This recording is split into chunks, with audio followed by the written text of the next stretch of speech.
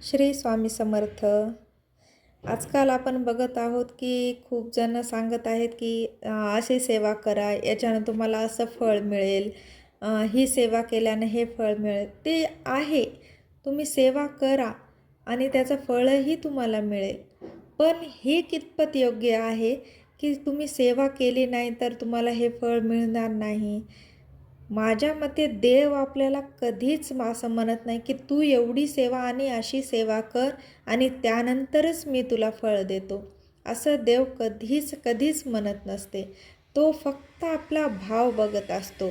जर आपण दिवसभर पोथी वाचत असेल किंवा देवाची सेवा करत असेल आणि त्याच्यानंतर आपला आत्मा शांत नसतो, तेव्हा म्हणजे भूक लागलेली असते, उपाशी राहून केलेलं असते आणि तो चिडचिड होते आणि त्याच्यानंतर आपण मुलांवर असो, घरच्यांच्या वडीलधाऱ्या मंडळींवर असो, त्याचा राग आपला निघतो आपोआपच. मग ती सेवा आपली फळाला आली का?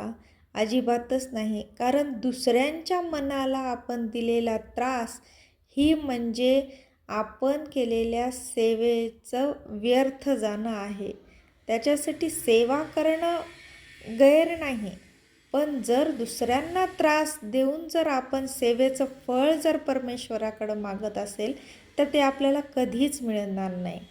कारण सेवा करणं म्हणजेच सगळं चिडचिड करून पोथ्या पुराणं वाचणं किंवा काही इतर कार्य करणं असं नाही आहे.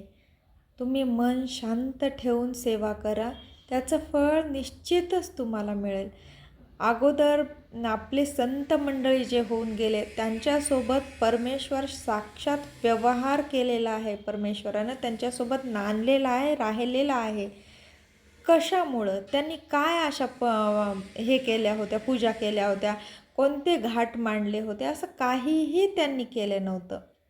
आपली इच्छा असेल तर नक्कीच पूजा करावी, पण मन त्याच्यामध्ये शांत असावं. मग तो निश्चितच सेवा स्वीकार करून घेतो. संत मंडळी जेव्हा कार्य करत करत, आपलं काम करत करत, दिनचर्या करत करत जेव्हा परमेश्वराचा आनंदानं आणि उत्साहानं, प्रसन्नतेनं नाव घेत होते, तेव्हा त्या परमेश्वराला सुद्धा एवढा आनंद होत होता की हो, हा माझं दिवसाचं त्याचं काम पण करतोय आणि माझी भक्ती पण मनोभावे करते. कारण परमेश्वर शेवटी आपल्या मनामध्येच आहे. जर आपण आत्म्याला किंवा इतर दुसऱ्या आत्म्याला, कारण समोरच्याच्या आत्म्यातसुद्धा परमेश्वर आहे, चराचरात व्यापलेला तो आहे. मग एकमेकांच्या मनाला जर त्रास देत असाल किंवा इतरांना त्रास होत असेल तर त्या सेवेचं फळ तुम्हाला कधीच मिळणार नाही.